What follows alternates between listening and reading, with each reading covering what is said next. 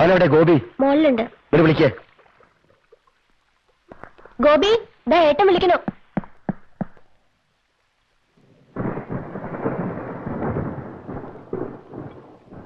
ലോകത്താരും ഇതുവരെ പ്രേമിച്ചിട്ടില്ലല്ലോ.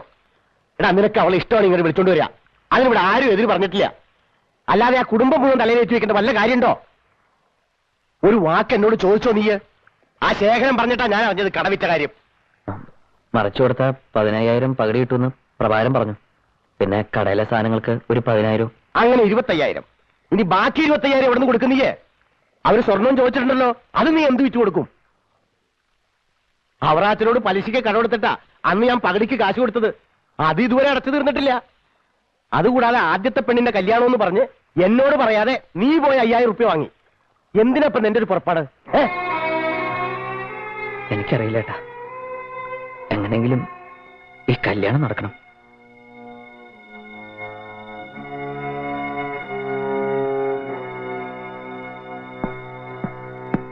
എന്നാലും എന്നോടൊരു വാക്ക് പറയായിരുന്നില്ലേ? പറഞ്ഞ താ സമ്മതിക്കില്ല. മുത്തശ്ശൻ ചെറിയൊന്നും സമ്മതിക്കില്ല. ആകപ്പാടെ ഉണ്ടായിരുന്ന വരുമാനമായിരുന്നു. കടയില്ലെങ്കിലും അത്യാവശ്യത്തിന് പണിയൊക്കെ വീട്ടിൽ നിന്ന് ചെയ്യാലോ. ആളുകൾ എന്താ പറയാ? എനിക്ക് വേണ്ടിയിട്ട്. ആളുകൾ പറഞ്ഞോട്ടെ. ഇതിപ്പോ ഒരു ത്യാഗമൊന്നുമില്ല. താൻ ചെയ്യേണ്ടത് നമ്മൾ ഒരുമിച്ച് ചെയ്യണം, അത്രേ ഉള്ളൂ. ചെറിയച്ചയുടെ ആഗ്രഹം നടക്കണം. അതുകൊണ്ടും നടക്കില്ലല്ലോ. എനിക്ക് ആലോചിക്കാനേ പേടിയാവുക. ഇനിയും 25,000 ഉറുപ്പിയും 20 പവനും. മുമ്പിൽ ഒരു വഴിയും തെളിയില്ല. ചെറിയച്ചയുടെ സന്തോഷം കണ്ടപ്പോ ഏറ്റുപോയി. ഇനിയിപ്പോ എങ്ങനെയെങ്കിലും നടത്തിയേ പറ്റൂ. വേണ്ട. മുത്തശ്ശി എപ്പോഴും പറയും, ഭാഗ്യമില്ലാത്ത കുട്ടിയോളോ ഞങ്ങളെന്ന്. ആയിരിക്കും. അല്ലെങ്കിൽ കുറച്ചു കാലം കൂടെ ജീവിച്ചിരിക്കായിരുന്നു അച്ഛന്. കൂട്ടിയാ കൂടാത്തത് ആഗ്രഹിച്ച ഭഗവതി കൂടി ഞങ്ങളെ ശപിക്കും. ഇല്ല, ഭഗവതിക്കറിയാം നമ്മളെ. എന്തെങ്കിലും ഒരു വഴി കാണിച്ചു തരും. അല്ലെങ്കിലും പെരുവഴിയിൽ ഉപേക്ഷിച്ചു പോകാൻ പറ്റില്ലല്ലോ തന്നെ. ഭഗവതി എന്നെ ശപിക്കില്ലേ?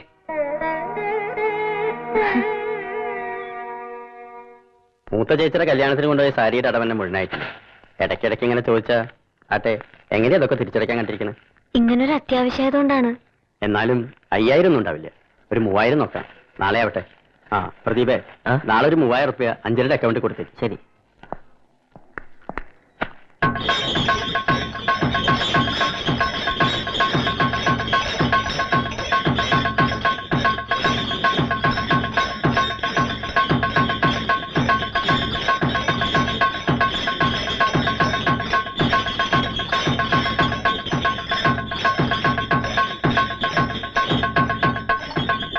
കൊറേ നേരമായല്ലോ നീ ഇരിപ്പുടങ്ങിയിട്ട്. ആലോചിച്ചിട്ട് ഒരു പിടിയും കിട്ടണില്ല അടുത്തേമേ.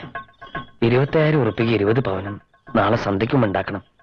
ചെന്ന് കാല് പിടിച്ച് നോക്കി. ആ തള്ള ഒരു വിധത്തിൽ അടുക്കണില്ല.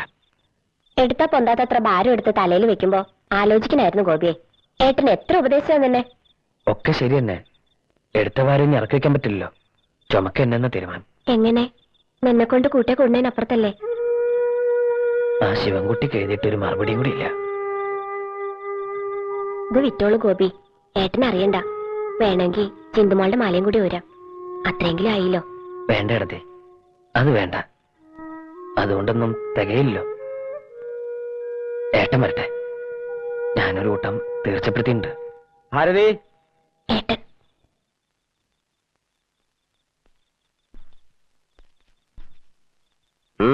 കാശുണ്ടാക്കാനെന്ന് എവിടെയൊക്കെ തെണ്ടി? അവറാച്ചൻ പറയണ കേട്ടു അവിടെയും ചെന്നിരുന്നു. എന്നിട്ട് തന്നോ?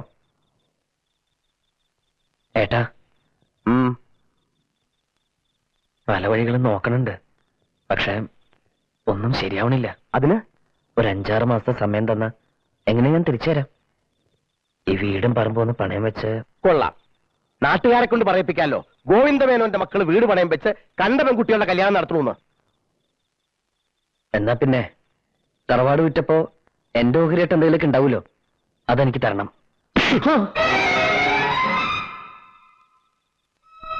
ഓപ്പറേഷൻ തിയേറ്ററിലേക്ക് കൊണ്ടുപോകുമ്പോ അവസാനമായിട്ട് അച്ഛൻ പറഞ്ഞു, ഒന്നേ ഉള്ളൂ നിന്റെ താഴെ, ഒരിക്കലും നിങ്ങൾ തമ്മിൽ പിരിയാൻ ഇടയുണ്ടാവരുന്ന്. അന്ന് നീ 5ാം ക്ലാസ്സിലാ. തറവാട് വിറ്റത് വാങ്ങിയത് നമ്മുടെ രണ്ടാളുടെയും പേരില. ഭാഗം വയ്ക്കാം, ഭാഗം വെച്ച് പിരിയാം. എന്നിട്ട് അതുകൊണ്ട് എന്താ വേണ്ട വെച്ചാ ചെയ്യാം. മക്കള് തെറ്റിപ്പിരിഞ്ഞു എന്നറിഞ്ഞ് വേദനിക്കാൻ മരിച്ചച്ഛൻ തിരിച്ചു വരുമൊന്നുമില്ലല്ലോ.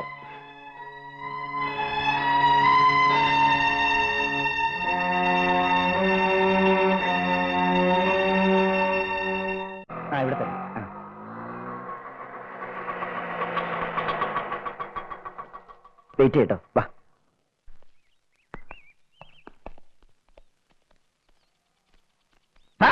ഇവിടെ കിടക്കാണോ? വീട്ടിലേക്ക് വരികയായിരുന്നു ഞങ്ങള്. പാലത്തിന്റെ ചോട്ടിൽ കിടന്ന് ദുഃഖഗാനം പാടിയിട്ടൊന്നും കാര്യം നടക്കില്ല. സതീശ, പടങ്ങൾ കൊടുക്ക്. ദാ അമ്മ ചോദിക്കണ 20 പവനുണ്ട്. ഇതെന്റെ ഫ്രണ്ട് രമേശ്, ഇവന്റെ ഭാര്യയുടെ സ്വർണ്ണ. തൽക്കാലം ഇത് ഇട്ടിട്ട് ഇറങ്ങട്ടെ ആരതി കല്യാണത്തിന്. സതീശ, സാരമില്ല, അമ്മയെ ബോധ്യപ്പെടുത്തല്ലേ വേണ്ടു. പിന്നെ എന്റെ കൂടെയല്ലേ, എങ്ങനെയെങ്കിലും മാനേജ് ചെയ്ത് തിരിച്ചു കൊടുത്തോളാം ഞാൻ രമേശന്. അമ്മയെ പറ്റിച്ചിട്ടാണെങ്കിലും ഇത്രയെങ്കിലും ചെയ്തില്ലെങ്കിൽ നിങ്ങളുടെയൊക്കെ മുമ്പിൽ വല്ലാണ്ട് മ്ലേച്ഛനായി പോകും ഞാൻ.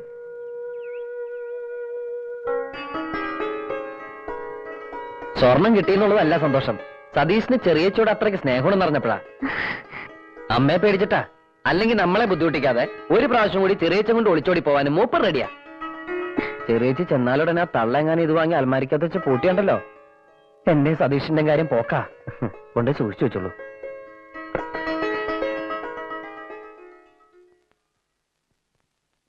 സ്വർണം കിട്ടി, ഇനിയിപ്പോ സന്ധ്യയ്ക്കും 25,000 ഉറപ്പിക. മുറ്റത്തി ഒന്ന് മാനത്തോക്കി കിടന്ന നോട്ടുമഴ പെയ്ക്കോ ഈശ്വരന്മാര്? അല്ല, അങ്ങനെ ആശ നോക്കാലോ.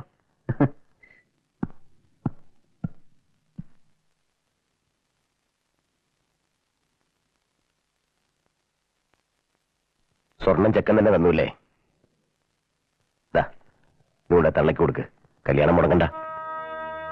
30 ഉണ്ട്, 25,000 കൊടുക്കണ്ടു. ബാക്കി കയ്യിൽ വയ്ക്ക്, ആവശ്യമുണ്ടാവും. ഓഹരിയൊന്നുമല്ല, ആധാരം വെച്ച് അവറാച്ചോട് തന്നെ വാങ്ങി. സന്തോഷത്തോടെ തന്നെയാ തരണത്. ഇപ്പൊ എന്റെ അനിയനെ കുറിച്ച് എനിക്ക് അഭിമാനമല്ലോ. ഒരായുസിന്റെ പുണ്യം മുഴുവനും അനീപ്പ ചെയ്യണത്.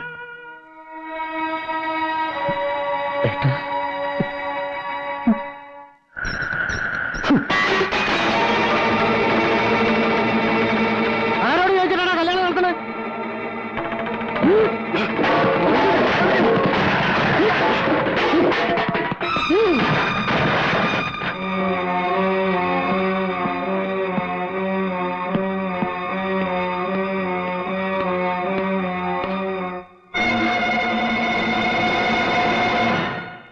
$50,000 20 പവനും. ഭരതമാഷ മോളെ കല്യാണമാകുമ്പോ ആർഭാടത്തിന് ഒട്ടും കുറവ് വരാൻ പാടില്ലല്ലോ, അല്ലേ? എവിടുന്ന് കട്ടുകൊണ്ടെന്നു എന്റെ മറ്റവൻ? ഇത്രയും പണ്ടോ പോണം?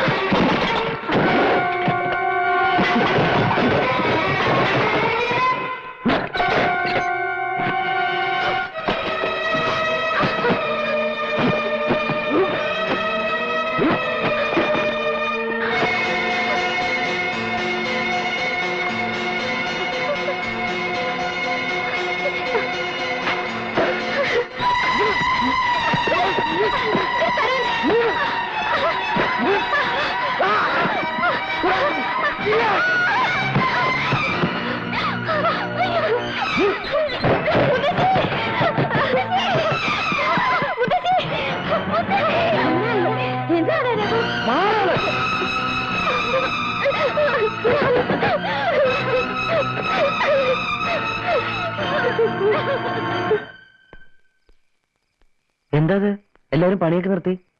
ദാ കണ്ടില്ലേ, ആ ആങ്ങളച്ചക്കം വന്ന് കാട്ടിയതാ. അകത്തും നിന്ന് ബഹളം ഉണ്ടാക്കിട്ടത്. ഗോപി വന്ന് താവാന്ന് കരുതിയിരുന്നതാ.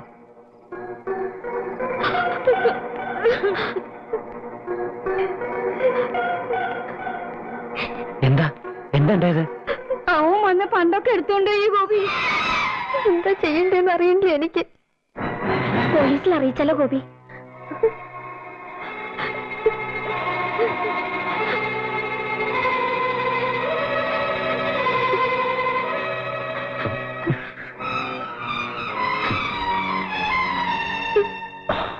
ആ തള്ളയുടെ കാശ് കൊടുത്തപ്പോ ഒക്കെ ഭംഗിയോന്ന് കരുതിയതാ. ഇനി ആ സതീഷിനോട് ഞാൻ എന്താ പറയണ്ടേ ഈശ്വര? എങ്ങോട്ടും പോയിട്ടുണ്ടാവാ? അറിയില്ല.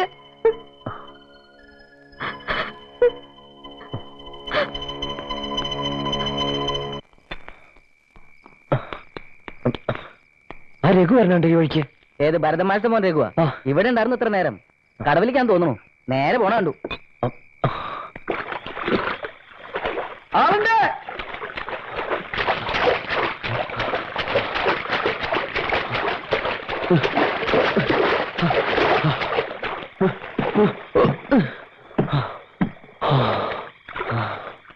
അത് വെറുതെ പ്രശ്നം ഉണ്ടാക്കരുത്. അത് കൊണ്ടുപോകരുത്.